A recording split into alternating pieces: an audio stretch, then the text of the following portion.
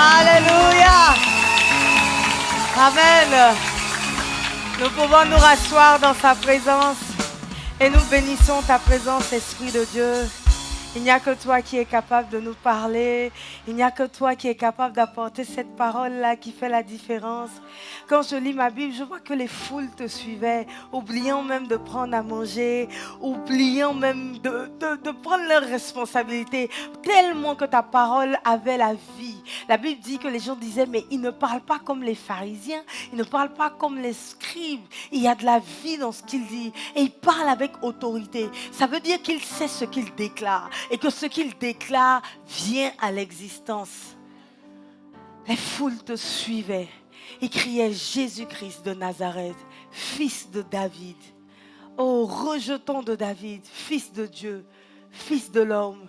Je me souviens que tu pouvais dire à tes disciples Jésus que mais les gens m'appellent comment? Certains disent que tu es un prophète, d'autres disent que tu es le retour d'Élie ou d'Élisée, peu importe. Il dit mais vous, qui dites-vous que je suis? Et je te pose la question aujourd'hui, il est qui pour toi?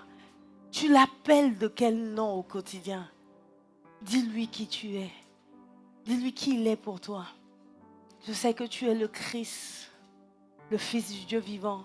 Je sais que tu es mon Seigneur, que tu es mon Sauveur, que tu es mon Rédempteur. C'est-à-dire que là où il n'y a plus rien, tu es celui-là qui est capable de racheter le temps perdu.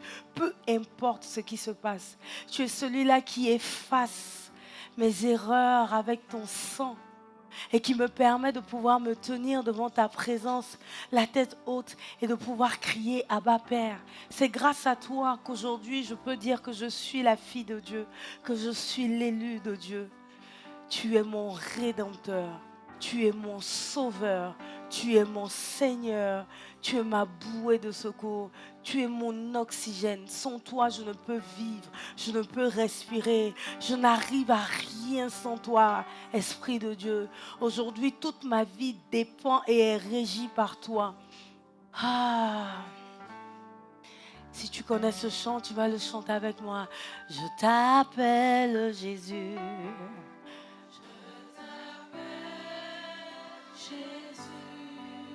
Oui, tu es mon sauveur. Tu es mon sauveur. Tu as pris mes fautes. Tu as pris mes fautes. Et tu m'as sauvé. Et tu m'as sauvé. Disons-le encore, je t'appelle Jésus. Je t'appelle Jésus.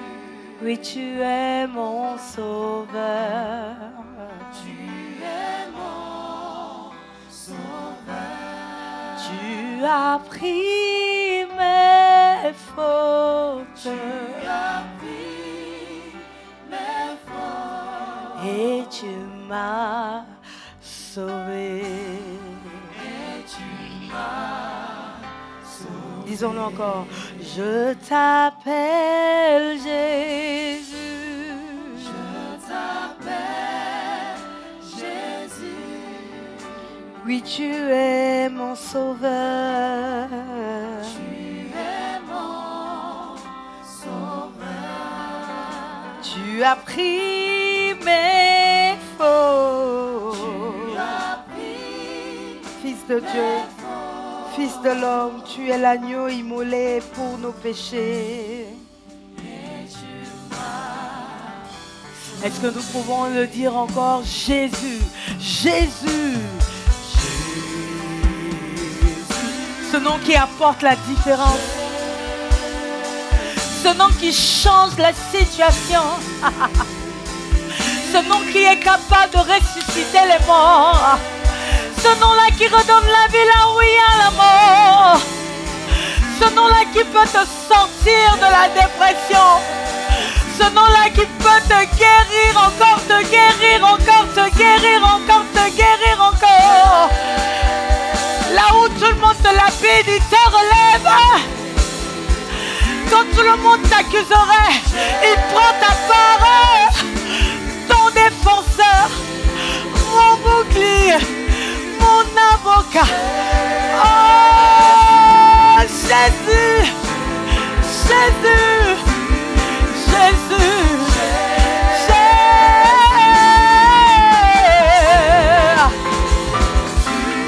Jésus, tu es tout pour moi. Tu es mon sauveur, tu es mon Seigneur. Jésus-Christ, Jésus,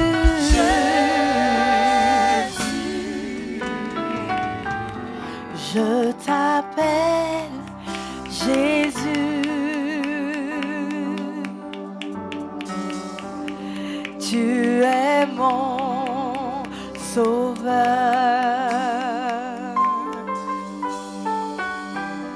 Tu as pris mes fautes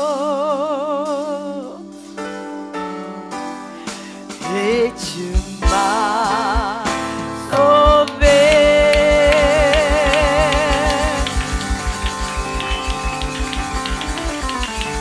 Alléluia. Regarde ton voisin, dis ne t'inquiète pas, il va encore te sauver. Il est le sauveur par excellence. Alléluia. Je ne sais pas ce que tu traverses ce matin. Je ne sais pas quelle est la situation récurrente dans laquelle tu demeures. Mais je sais une chose, c'est que Jésus est sauveur, Jésus est Seigneur et qu'il est capable de faire au-delà même de ce que tu espérais. Je sais que parfois la religiosité fait que nous parlons à Christ sans vraiment y croire. On a été éduqués, on sait que Dieu existe, on sait que Christ existe. Par réflexe, on va s'adresser à lui. Par réflexe, on va prier, mais par derrière, on a une autre idée dans la tête. Tu pries en ayant déjà la solution tout en disant à Dieu de te donner la solution. Ah, mais c'est qui? Je ne sais pas si on se rend compte de ce qu'on fait de la présence de Dieu. Seigneur Jésus, je suis en train de perdre mon travail. S'il te plaît, fais quelque chose. Et puis dans ta tête, c'est licencie mon chef là. Licencie-le. Et donc, sans t'en rendre compte, tu n'es pas en train de prier, tu es en train de donner des ordres. Et malheureusement, nous rentrons dans la présence de Dieu en donnant des ordres à Dieu. Est-ce que tu vois la grosse gourde qu'on commet souvent dans nos temps de prière? Tu imagines? Tu viens devant ton DG, devant le chef de l'État. Bon, je trouve que mon salaire est trop bas. Tu l'augmentes maintenant. C'est-à-dire même plus le chef reste silencieux après ta phrase, plus tu es mort dans la vie. Mieux vaut même qu'il craque. Parce que quand la personne craque, elle te corrige. Mais quand elle se tait, puis fait OK. Ton OK, c'est ton arrêt de mort. Alléluia. Mais c'est exactement ce que nous faisons avec Dieu. Nous venons de la présence de Dieu avec des ordres. Nous venons de la présence de Dieu avec des orientations. Et nous espérons que Dieu nous donne une réponse. Nous prions sans vraiment prier. La prière, normalement, c'est parler avec Dieu, c'est communier avec Dieu, c'est échanger avec Dieu. Mais ce n'est plus un échange, c'est un monologue dans lequel nous présentons en fait nos souhaits qu'il doit justement exaucer. Penses-tu que devant une autorité, on peut s'exprimer ainsi? Maintenant, pourquoi devant le roi des rois, le Seigneur des seigneurs, nous nous oublions et sous prétexte qu'il est l'agneau immolé, nous venons devant lui. Oublions que la Bible dit qu'il a 4 faces. Il y a la face de l'agneau, la face de l'aigle qui prend son envol, la face du lion, la face de l'homme. L'agneau de Dieu a été immolé pour pardonner nos péchés. Quand tu t'adresses à l'agneau de Dieu, quelqu'un dit, va où? Je vais dans comment prier. Quand tu t'adresses à l'agneau de Dieu, je t'assure, c'est le sang de l'agneau qui coule. Donc ça veut dire quoi? Le rôle de la face de l'agneau, c'est le rôle du pardon lié au sacrifice. Tu me comprends? Quand tu t'adresses au lion, le rôle du lion, c'est d'attaquer et de défendre. Quand tu t'adresses à la face de l'homme, le rôle de l'homme en fait, il est solidaire. Ça veut dire que quelque part, il sait ce que tu vis. Quand tu t'adresses, par exemple, j'ai vu, une fois j'étais dans une situation professionnelle où le client essayait de m'expliquer quelque chose. Et moi, j'étais en mode, mais qu'est-ce qu'il dit? Et on discutait. Quand mon collègue homme est arrivé, il dit, d'homme à homme, on va se comprendre. Ça m'a piqué. Mais quand ils ont parlé, ils se sont compris. Quand tu t'adresses à la face de l'homme, c'est comme si tu parles à un homme qui comprend ce que l'homme vit.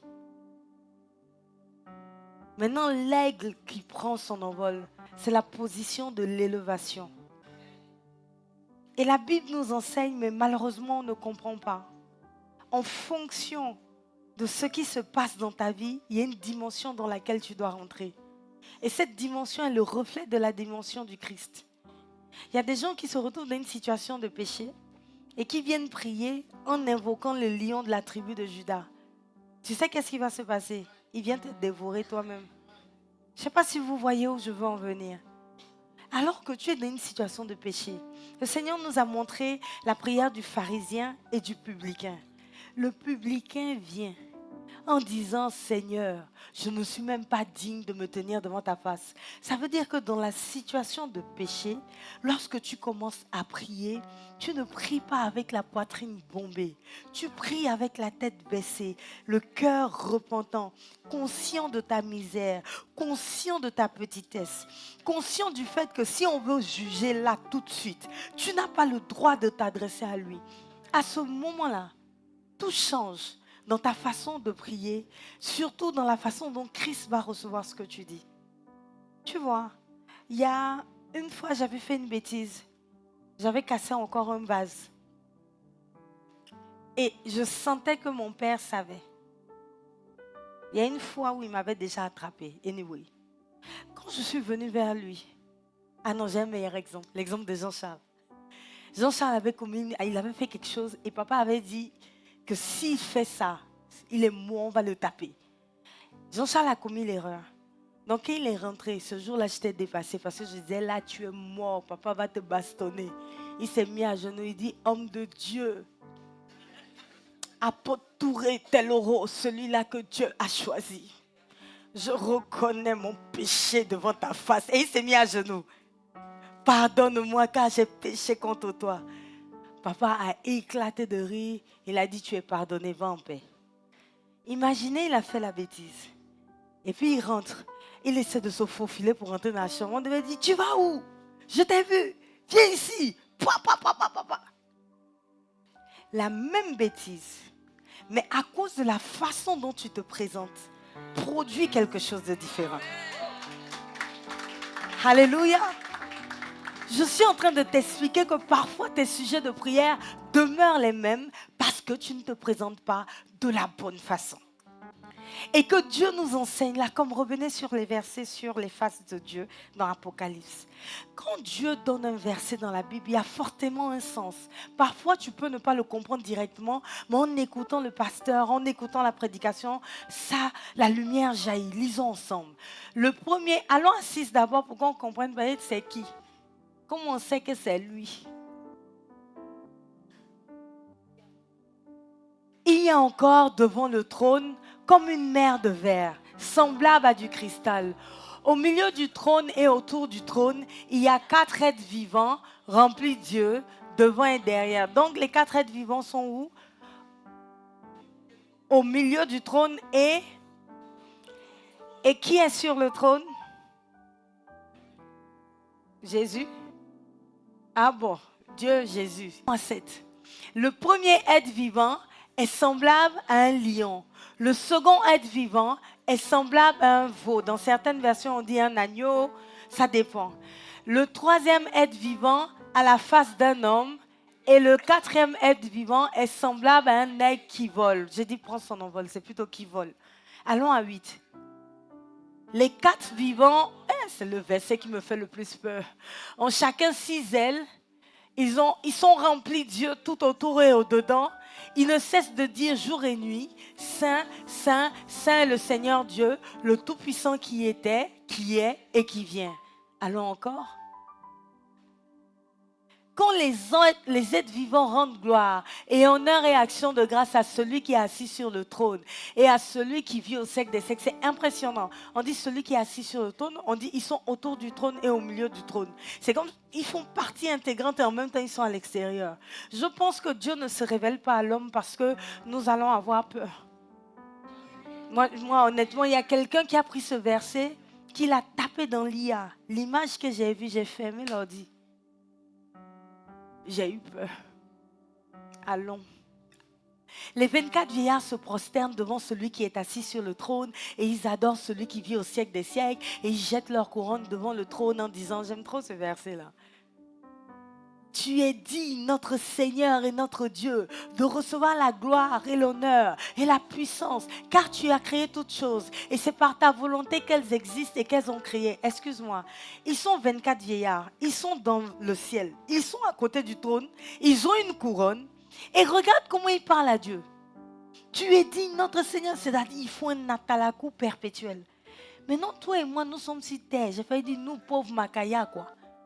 Et c'est nous qui venons dans la présence de Dieu directement. Seigneur, aujourd'hui là, je n'ai pas aimé la vie que tu m'as donnée. Il faut penser à moi aussi. J'ai Wanda sur mon avenir. Il faut sciencer. Qu'est-ce qui se passe? Depuis là, je n'ai pas la promotion. Mais Dieu, je ne comprends pas. Regarde. Et on m'a dit qu'elle nomme Zoubeïda. Zoubeïda, c'est une fausse petite. Elle a les gars. Elle a les copains, mais c'est à elle que tu donnes le mariage. Moi qui suis là, je suis à l'église le matin, le midi, le soir, même la nuit, je me connecte sur Zoom. Quand le pasteur dit, j'ai besoin d'aide, je suis la première. Pasteur Mohamed est venu, j'ai même payé toutes les cotisations. Mais Zoubeïda qui est une malo, la maman est en personne. Depuis là, tu l'as béni. Mais tu sais la différence? Moi, j'ai des amis qui ne sont pas encore convertis, mais je les kiffe de ouf. Tu sais comment ils prient? Seigneur, nous, on sait qu'on a tort. Seigneur, moi, je sais que je suis mauvais. Je suis mauvais, mais pardon, je ne mérite pas, mais fais un petit truc. Et à chaque fois, Dieu me dit, tu vois, il ne vient pas à l'église, mais il a compris que quelque chose que plusieurs parmi vous n'avez pas compris. C'est-à-dire, les rares fois, j'avais un autre ami, c'est pire. Quand il prie, Dieu, il vous voit. Il dit, Seigneur, vous qui êtes dans les cieux. Je dis, mais comment il peut vous voir? Dieu, il dit, non, mais je ne le connais pas. Je dis, bon, au moins il est vrai. Mais aujourd'hui, il tutoie. Chaque fois qu'on le voit, on dit le vous voyez du Seigneur. Il dit, non, maintenant je le tutoie. Et donc, du coup, tu vois que même si l'autre n'est pas là avec toi et moi, ne paye pas le prix que tu es en train de payer, il ne prend pas pour acquis un exaucement à sa prière. Il n'estime pas que parce qu'il est bien, donc il mérite d'avoir quelque chose de bien. Donc il vient avec une légitimité dans la présence de Dieu. Je parle de il là, j'ai changé, je parle de toi et moi. Seigneur, tu t'arrêtes sur le fait que tous les jours tu es là à 6h59. Je ne suis pas en train de dire que c'est mauvais, hein, mais je suis en train de te dire que tu es en train de détruire toutes les actions que tu poses. Certains même font beaucoup de dons à l'orphelinat. Tu vois, aide vraiment ceux qui n'ont pas à manger. Mais quand on prie la position de notre cœur, c'est du genre on mérite. Non, on ne le dit pas, mais au fond de nous, on vient avec une assurance, avec une allure. Alors que celui qui ne fait même pas la moitié de ce qu'on fait, les rares fois où il prie, regarde bien, je ne sais pas pour vous, mais moi, tous mes amis païens, quand ils prient, c'est « Ah Dieu, est-ce qu'on peut même te parler ?» Nous-mêmes, on sait qu'on est mauvais. Mais, pardon, aujourd'hui, quand tu vas distribuer les exaucements, donne-moi la moitié. Et finalement, nous qui avons droit, je veux dire à la grâce, au partage, à l'exaucement, nous vivons maintenant et nous errons dans une vie d'inexaucé. On est obligé de trouver des versets bibliques, des justifications et tout, parce que nous ne savons pas nous adresser à Dieu. Du coup, la situation dans laquelle nous sommes, qui devait faire 40 jours, fait 40 ans. Tu sais que quand le peuple d'Israël est sorti du désert, c'était pour 40 jours. Je suivais un documentaire où ils expliquaient qu'effectivement, en 40 jours de l'Égypte, on pouvait arriver à Canaan. Mais comme ils étaient têtus et qu'ils ne comprenaient pas, Dieu les a fait tourner jusqu'à ce qu'ils meurent, parce qu'il a dit aucun membre de cette génération ne verra ne rentrera à Canaan. Il a attendu qu'ils meurent, ce sont leurs enfants qui sont rentrés. C'est terrible. Donc tu es en train de perdurer, tout simplement, parce que tu ne sais pas t'adresser à Dieu parfois. Parfois, il faut venir avec vraiment, remettez-moi s'il vous plaît la prière du publicain et du pharisien. Alléluia. Le pharisien vient, tu sais que je jeûne, je fais mes aumônes, Je donne mes dîmes. Le pharisien debout priait ainsi en lui-même. Ô Dieu, je te rends grâce de ce que je ne suis pas comme le reste des hommes, qui sont ravisseurs, injustes, adultères ou même comme ce publicain, donc son voisin. Je jeûne 2 fois la semaine. Je donne la dîme de tous mes revenus. Le publicain se tenant à distance, c'est-à-dire il reste loin, n'osait même pas lever les yeux au ciel, mais il se frappait la poitrine en disant, « Ô Dieu, sois apaisé envers moi qui suis un pécheur. » Je vous le dis, celui-ci descendit dans sa maison justifié plutôt que l'autre, car quiconque s'élève sera abaissé et celui qui s'abaisse sera... Waouh, comment tu viens dans la présence de Dieu? Comment tu pries? Comment tu t'adresses à Dieu? Je prie afin que l'Esprit de Dieu ouvre ton entendement et qu'au-delà de ces mots qui ont été donnés, l'Esprit de Dieu vienne zoomer dans ta vie pour te révéler ce qu'il y a à changer, ta façon de faire lorsque tu t'adresses au Dieu des dieux, au Roi des rois, au Seigneur des seigneurs, celui-là qui, même ceux qui sont avec lui, qui sont censés être lui et en lui, n'osent s'adresser à lui sans jeter leur couronne. La couronne signifie la royauté, la couronne signifie l'autorité. La couronne signifie la grandeur. Cela signifie simplement que dans le royaume des cieux, le mot de passe pour pouvoir avoir accès à sa présence commence par celui qui s'abaisse. L'humilité. L'humilité de reconnaître quand on a fait mal, l'humilité de reconnaître quand le problème vient de nous, l'humilité de reconnaître qu'est-ce qui ne va pas chez nous et de reconnaître la part, le rôle que nous avons joué qui fait que cette situation aujourd'hui nous amène à ressentir énormément de peine et à solliciter l'intervention du Seigneur. Les 24 vieillards ne cessent de jeter leur couronne. Les 4 êtres vivants qui pourtant sont Dieu ne cessent de lui dire qu'il est saint, saint, qu'il est saint.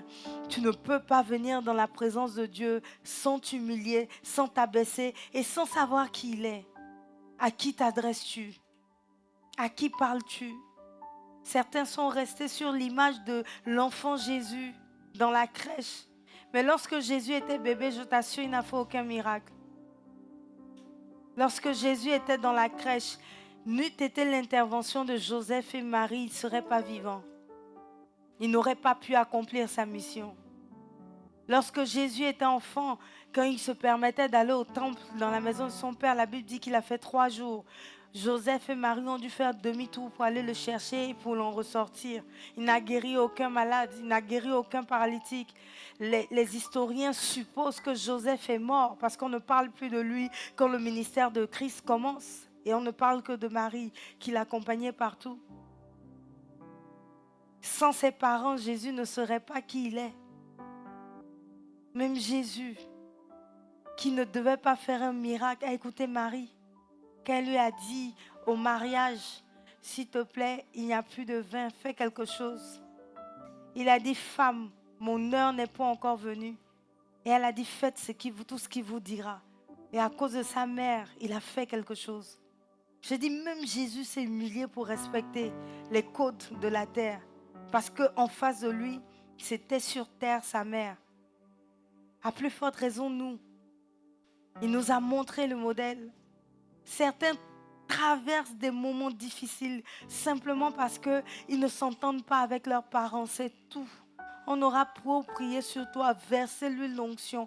Tant que tu n'honores pas ton père et ta mère, je t'assure, on va tout faire. Ta vie ne va pas pouvoir aboutir. Tu ne peux pas réussir sans honorer ton père et ta mère, ton oncle et ta tante, ceux-là qui ont fait quelque chose pour toi. Toutes ces figures d'autorité, ton grand frère, ta grande sœur, même s'ils t'ont donné un seul verre d'eau. La Bible dit que même si ce n'est qu'un verre d'eau, nous devons bénir la personne qui nous l'a donné. Nous devons bénir. Ne soyons pas des auditeurs oublieux, des personnes ingrates. Parce que tu ne peux pas venir devant Dieu et demander son intervention alors que tu ne respectes même pas les règles du royaume. Il te dit, honore ton père et ta mère afin que tu vives longtemps. Il te dit de vivre la sanctification sans laquelle nul ne verra Dieu. Il te dit qu'il a fait de toi un sacrificateur, mais tu ne sers pas dans son église. Il te dit de venir à lui, de déposer à tes pieds ses fardeaux et de prendre sur toi son joug. Mais tu refuses de prendre le joug du Seigneur. Le joug du Seigneur, c'est le service du Seigneur. Le joug du Seigneur, c'est faire la volonté du Seigneur. Et quelle est la volonté? Matthieu 28, 19. Allez et faites de toutes les nations des disciples, les baptisant au nom du Père, du Fils et du Saint-Esprit. Tu ne veux pas faire ce que lui veut, mais tu veux qu'il fasse ce que toi tu veux. Je répète, tu ne veux pas faire ce que Dieu veut, mais toi tu veux que Dieu fasse ce que tu veux. Est-ce que toi-même tu t'entends? Est-ce que tu réalises la situation dans laquelle tu es? Est-ce que tu vois avec moi la méprise? C'est comme si un parent te dit, va me chercher de l'eau à boire. Tu ne vas pas. Et puis tu viens dire, maman, j'ai besoin d'argent pour sortir. Papa, j'ai besoin d'argent pour sortir. Tu vois pas la grossièreté? Tu vois pas comment c'est aberrant? Tu ne fais rien pour lui. La Bible dit que la seule chose qui met la joie dans le ciel, c'est lorsqu'une âme décide de se convertir, de donner sa vie à Jésus. Un enfant qui est aimé par ses parents, c'est un enfant qui fait la joie de ses parents. Quand est-ce que tu as fait leur joie? Même inviter quelqu'un à l'église, même toi-même venir à l'église. Venir dans la maison du Seigneur. Tu sais, tu ne peux pas dire que tu aimes tes parents et tu ne leur rends pas visite.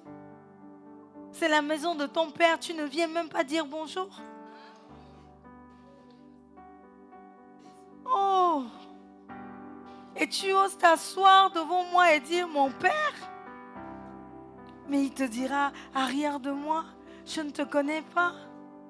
Comment savoir que c'est quelqu'un qui est un enfant de la maison? Quand il rentre, il va même dans la chambre des parents. Toi, tu t'arrêtes au portail. Tu ne rentres pas dans la maison du Seigneur. Tu arrives, tu viens, tu t'assois. Tu n'as même pas balayé la maison. Normalement, c'est toi qui devais accueillir les gens. Tu viens juste t'asseoir comme un invité, un étranger. Tu prends juste le repas. Et tu repars. Même essayer de repréparer le même plat pour le donner à d'autres personnes, tu ne le fais pas. Même inviter d'autres personnes à venir chez toi, tu ne le fais pas. Dans la maison de ton père, tu ne le fais pas. Et tu t'assois en priant, en disant mon père, mais il n'est pas ton père. Tu n'es pas son fils, tu n'es pas sa fille. Ce qui fait qu'on reconnaît une famille, c'est ta façon de parler. Tu ressembles à ta mère ou à ton père. Ta façon de penser, tes réactions. Là, on peut dire oui, c'est le fils de son père. Oui, c'est l'enfant de sa mère. Mais on ne peut jamais dire ça de toi concernant Dieu. Et tu l'appelles mon père quand tu pries. La Bible dit, vous m'honorez du bout des lèvres, mais votre cœur est éloigné de moi. Jésus pouvait dire hypocrite. Cherchez premièrement le royaume des cieux et sa justice. Ô Père éternel, dans ton infinie grâce, ouvre notre entendement. Parle à nos cœurs davantage, Esprit de Dieu. Que nous puissions sortir de là, transformés, conscients de nos mauvais choix, conscients de nos erreurs, conscients de nos manquements.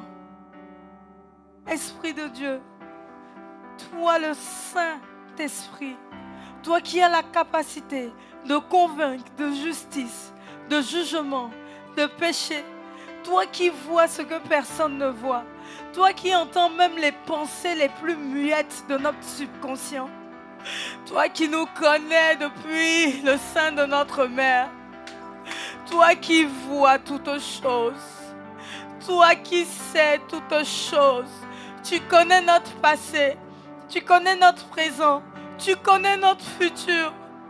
Je prie, Esprit de Dieu, afin que le diable ne puisse point avoir raison de nous, que les portes de l'enfer ne puissent point prévaloir. Tu as dit à Pierre que tu es Pierre et que c'est sur lui que tu vas bâtir ton église et que les portes de l'enfer, de la mort ne prévaudront plus. Aujourd'hui, me voici devant toi. Voici le pasteur Mohamed devant toi. L'église est bâtie. Je prie afin que la suite de la parole soit aussi notre partage. Que les portes de l'enfer ne puissent point prévaloir sur nos vies. Oh, minahayante kindeheye. Que la mort ne puisse point prévaloir. Que personne ne puisse venir dire ici que si nous lui appartenons, si ce n'est toi, Esprit de Dieu. Que le monde, l'amour du monde quitte nos cœurs. Referme les portes de l'enfer de nos vies. Et que les portes du royaume des cieux s'ouvrent. Et que celui-là qui ne voulait pas vraiment te suivre sorte de là en se disant non, je ne peux plus faire ça. J'abandonne et je renonce à moi afin de suivre Jésus-Christ. Que celui-là qui refusait de porter la croix s'arrête et comprenne que ses fardeaux sont plus lourds que la croix qu'il refuse de porter. Que celui-là qui pensait que la vie qu'il menait était une vie d'épanouissement se rende compte que toutes ces palpitations, toute cette anxiété, toute cette angoisse, toute cette dépression, toute cette misère vient justement du choix de sa vie parce qu'il refuse de prendre sur lui le joug du Seigneur. Que celui-là qui te servait à moitié sorte de là en se disant non, je ne fais plus les choses à moitié. Je te sers entièrement. Le peu que j'avais gardé pour moi, je te le livre, Seigneur Jésus. Sois mon Seigneur, sois mon propriétaire, sois ma référence, ma seule référence. Que celui-là qui aime encore les choses du monde ait le dégoût des choses du monde. Que l'amour de ta parole soit assis et inscrit dans notre cœur. Que l'amour de la prière soit notre partage. Esprit de Dieu, agis puissamment en nous. Agis puissamment en nous. Agis puissamment en nous. Agis puissamment en nous. Esprit de Dieu, comment pouvoir te servir sans toi? Comment pouvoir te parler? Regarde dans l'Apocalypse. On dit les quatre vivants, que c'est les quatre êtres vivants, c'est Jésus. Mais en même temps, on nous dit qu'ils sont au milieu du trône et autour du trône. Et eux-mêmes, ils t'adorent. Ça veut dire que quoi? Même toi-même, Seigneur, tu t'adores. En fait, on ne peut pas être en toi sans pour autant être à toi et être pour toi. Esprit de Dieu, sans toi, on ne peut même pas t'honorer. Même Dieu lui-même dans le ciel, sa gloire le loue, sa gloire l'adore, sa gloire le célèbre. Sans toi, nous ne pouvons rien. Esprit de Dieu, ne nous laisse pas avec nos faux semblants, avec nos défaillances, avec nos manquements, même dans le royaume des cieux. Les 7 esprits de Dieu sont là, les 4 êtres vivants sont là, les 24 vieillards sont là. Les anges même te louent et t'adorent. Mais par ton esprit, tu vois, tu pouvais dire à Abraham, à Moïse, quand Moïse t'a dit qui es-tu, tu as dit je suis. C'est même toi-même Dieu, tu t'adores, tu te loues. Comment pouvoir le faire sans toi? Que ton esprit nous guide, nous dirige et que nous puissions justement être le reflet de ta gloire et nous joindre aux 24 vieillards, jeter nos couronnes et te rendre toute la louange, l'honneur et la gloire au nom puissant de Jésus. Nous pouvons acclamer le Seigneur pour dire un grand Amen. Amen. Amen. Amen. Alléluia. Je prie afin que cette parole ne te quitte point. Je prie afin que cette flamme ne s'éteigne point. Je prie afin que tu ressortes de là avec quelque chose de profond en toi. Quelque chose qui vient bouleverser les mauvais raisonnements et que vraiment ta connexion avec le ciel soit plus que jamais rétablie et entière. Je prie afin que un Christ commence à naître en toi, afin que Christ soit formé en toi et que nous soyons une assemblée qui rassemble des Christ. Au nom puissant de Jésus. Amen. Amen. Amen.